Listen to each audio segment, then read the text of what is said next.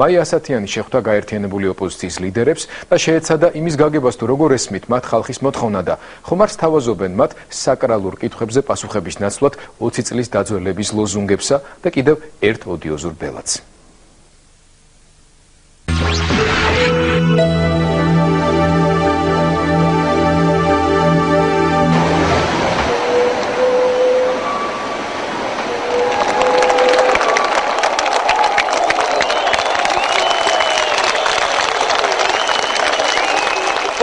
სექტემბერს ზუსტად 14 საათზე უზენაესი საბჭოს შენობის წინ მრავალდანაშაულში მხილებული ყოფილი თავდაცვის მინისტრის მხარდამჭერთა მცირერიცხოვანი ჯგუფი შეიკრიბა. ასე დაიწყებოდა ეს ამბავი 90-იანი წლების მოამბეს რომ გაეშუქებინა. ასე თითქმის 30,000 ადამიანი დღეს პარლამენტის შენობის წინ მხოლოდ ერთი მოთხოვნით შეიკრიბა. 2003 წლის ნოემბერში კურიერის ეთერით რომ გასულიყო. ჩვენ სხვანაირად დავწყოთ.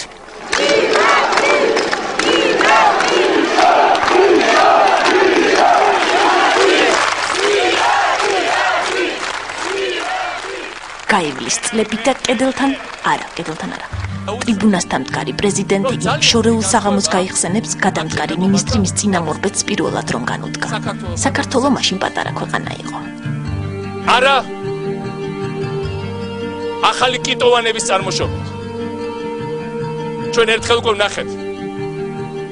სულ სწრაფმა, პროვოკაციას აყოლილმა, გაუაზრებელმა, ამბიციურმა, ჭკუა მოკლე პოლიტიკამ სადამდე მიგვიყვანა.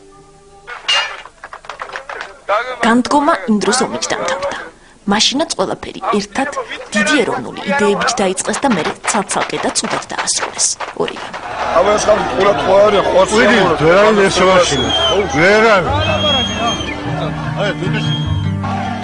გაივლის კიდევ რამდენიმე წელი და პირველი სახლა უკვე სხვა წინამორბედს ის შორეული დღე გაახსენდება ამავე ადგილას და სულ სხვა დროს საბედისწერო წინასწარმეტყველებებს რომ აკეთებდა.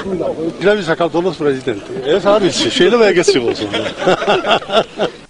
მე უზნეობად მივიჩნევ პრეზიდენტ შევარდნაძის მთავრობაში ჩემს შემდგომ ყოფნას. ასე დაიწყო განუდგარი მინისტრის რიგით უკვე მეორე ისტორია ვარდის სურნელით. პირველისგან განსხვავებით ამ განდგომას ომი და თბილისის ნგრევა არ მოჰყოლია. ქვეყნის პირველმა უბრალოდ ის ქართული ანდაზა გაიხსენა ძაღლი რომ ხებს და ქარავანი მიდის და ქვეყანაშიც ორი სიმართლე შეიქმნა. ერთი ნაციონალური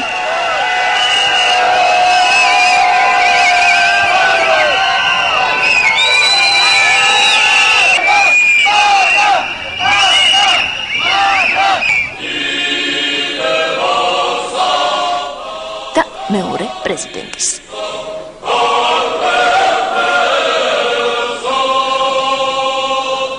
ამ სიმართლის მიხედვით სახელმწიფოში სახელად საქართველო ყველაფერი ძალიან კარგად იყო.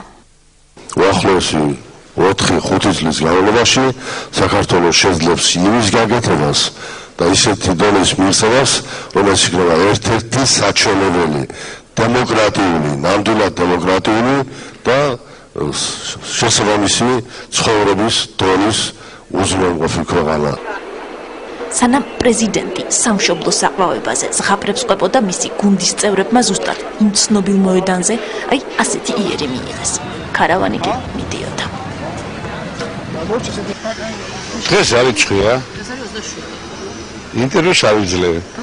რაზე იყო საუბარი? ინტერვიუს არ ვიძლევი ჯერფას. ერთი თვე კიდე არ ვიძლევი ინტერვიუს. ნებისმიერ თემაზე შემიძლია საუბარი ნადირობაზე, თეატრზე, კინოზე, გარდა პოლიტიკური კითხვებისა. თავს შევიკრებ. მაშინ კამერასთან სხვები იდგნენ.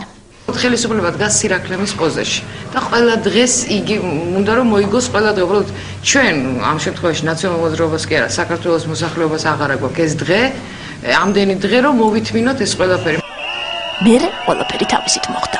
ხალხი ახმაურდა, კმარა აყვირდა, შიში დაიძლია და საპასუხოდ საქართველო არ შეშინდე, არაყვა რომ დაიღალე. მთავრობამ ახალი სიმღერა გამოაცხო, საარჩევნო.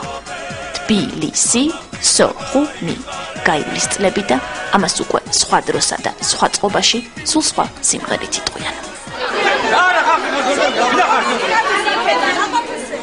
წყალგამყოფი, როგორც ახლა ხშირად ამბობენ, სწორედ ეს დღე გახდა. პრეზიდენტის რადიკალურ ნაბიჯს განმდგარმა რადიკალურად უპასუხა. და იმ მოედანზე ამ ქვეყანაში ყველაფერი რომ ხდება ხოლმე, ხალხი ისევ შეიკრიბა, გაბრაზებული. ვერავინ ვერ შეძლებს, რომ ამ ტაძარში გაბატონდნენ საქართველოს მოღალატენი. ჩვენ წინ ვერაფერ ვერ დაგვიწყება. დღეს თქვენ შექმნით ისტორია. ამჯერად ყველა წინამორბედის შეცდომა გათვალისწინებულია. დევიზით ძალა ერთობაშია, რევოლუციურს ჯერ არ ნახულს, ჯერ არ გაგონილს, თანდათან ვარდის სურნელი მოაქვს. პარლამენტის შენობის წინ წყობა უკვე მესამედ შეიცვალა. ეს ამ ამბის კიდევ ერთი სერიაა. ნაცნობი განმდგარი დასაწყისით. ოღონდ ამჯერად ხელისუფლებამ ძალა თავიდანვე აჩვენა. ჭკვიანი ხომ სხვის შეცდომებზე სწავლობს. განმდგარი ახლა ციხეშია, ხალხი ქუჩაში. შეხვედრის ადგილი უცვლელია. ხალხისთვის გასაგებ ენაზე ისევ სახალხო მოწოდებები ისმის, როგორც ყოველთვის მობილიზებულია პოლიციაც. ძალოვნებთან ურთიერთობის ენა გამოცდილმა რევოლუციურმა ერმა უკვე იცის. აი ჩვენი სიმართლე, აწიეთ ხელების უკველა. აი ჩვენი სიმართლე. აი ესეც პასუხი. შევალნაძის გათახსირებული მთავრობაში ვიყავი მე იუსტიციის მინისტრი. წამოვიდი იქიდან ჯიბეში მე 100 ლარი ფული. 100 ლარი მედო. ნამიტინგარ ოფისში ახლა ამბის მთავარი პერსონაჟის პასუხს უსმენენ. ნურული შეშინებული. twili პაპიროსბირში. კარგად რომ დათვალო, აღმოჩნდება, რომ ირაკლი წერეთელს ცხოვრების ნახევარი ამ ადგილას აქვს გატარებული. სჯერა რომ ეს ბოლოა. არანაირი სურვილი არ მქონდა გამიჯერეთ, მოხოთ იმისა, რომ დემონსტრაციებზე თავს იზებდნენ როგორც თევზი წყალში. მაგრამ ეხლა ისეთი რაღაცები დააგროვა ჩემ და სამწუხაროდ ბატონმა მიხეილმა პრეზიდენტს, რომელსაც ხმა მივეცი დიდი სიხარული და დიდი სიამაყით, რომ უბრალოდ გაჩერება და ქუჩაში არ გასწრა მიმაჩნია უზნეობა. საფრთხეა რა. იგი უკვე გამოდმებული თბილის რეჟიმში, აი გამოდმებული თბილის რეჟიმი ყველაფერზე. ის თავის დროზე ვარდის სურნელმა გააერთიანა, ისევ შეიკრიბნენ ამჯერად საერთო სახალხო მოძრაობის სახელით. ეს ქართული მღელვარების ისტორიაში უპრეცედენტო შემთხვევაა. მოძრაობა თავის გარეშე დარჩა. აქ კარგად ესმით, რომ როცა ოპოზიციის ქარიზმატული ლიდერი ციხეშია და ერიკი ყოველთვის ჯიუტად ქარიზმას მიჰყვება, ამომრჩევლის დიდი ღრინთაყოლიება ცოტა გართულდება. დაიჭირეს ოქროშვილი, დაიჭერენ სხვა ადამიანებს, დაიჭერენ 100, დაიჭერენ თელ საქართველოს ციხეში ხო ვერ გამოაწვდა. მართლა ყვარყვარეს ციხე ხო არ არის ეს საქართველო. თუ ყველაფერი ნაცნობი და თითქოს ერთხელ უკვე მოსმენილია. ის ხალხი, რომელიც დღეს დაშინებული ყავთ და განსაკუთრებით რაიონებში, ისინიც აიმაღლებენ ხმას. ამიტომ არის მათთვის ძალიან პრინციპული, რომ არ ჩაუშვენ ხალხი რაიონებში. ამიტომ რომ თბილისში ვერ აკეთებენ იმდენს, მაგრამ პრინციპული მნიშვნელობა აქვს მათთვის, რომ შეშინებული ყავდეთ ამომრჩევლები. მერე მიტინგზე შიშდაძლეული ხალხი პარლამენტის წინ ნიშა-მიშას დაიძახებს. გაივლის კიდევ დრო და ყველაფერი ისევ იმ წერტილთან მივა, საიდანაც დაიწყო. ოღონდ ამჯერად ოპოზიცია ამბობს, რომ ახალი სათქმელი აქვს. ლიდერი სხვა არის და ბელადი სხვა. ჩვენ ბელადი რა გვჭირდება? და ლიდერი ჭირდება ნებისმიერ პოლიტიკურ მოძრაობას.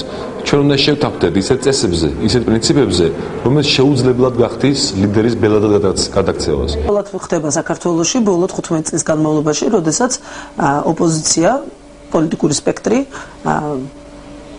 ლოზუნგად ასახელებს ქვეყანას პრეზიდენტის გარეშე, ანუ ქვეყანას ბელადების გარეშე. საქართველო კონსტიტუციური რესპუბლიკური მმართველობის ქვეყანა, სადაც გადაწყვეტილებებს იღებს ხალხი, თავის მიერ არჩეული წარმომადგენლების საშუალებით აღარ არსებობს ერთი კაცის შოუ. სერიოზული საქციელი ამ კაცის დიდი ხანია არ მახსოვს, მე მგონი რაღაცა საკმაწვილო სენი აქვს დამართული, იმიტომ რომ ბუშტები, კარუსელები, შადრევანები და სულ დაავიწყდა, რომ დღეს საქართველო უმძიმეს პოლიტიკურ სკანდალშია გახვეული მთელი მსოფლიოს მასშტაბით. პრეზიდენტმა დღეს ზემო აფხაზეთის მოსახლეობას ახალი გზის გახსნა საზეიმოდ მიულოცა. ასე დამთავრდებოდა ეს სიუჟეტი 90-იანი წლების მოამბეში რომ გასულიყო.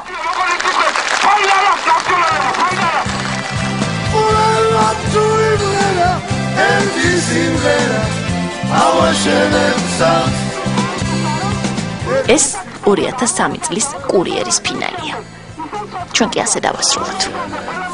გაივლის წლები და პარლამენტის წინ კუთხეში მდგარა ჭიჭიკო ღვამფერაძეს ის შორეული საღამო გაახსენდება მამამ პირველად მიტინგზე რომ წაიყვანა. ეს ზუსტად 19 წლის წინ.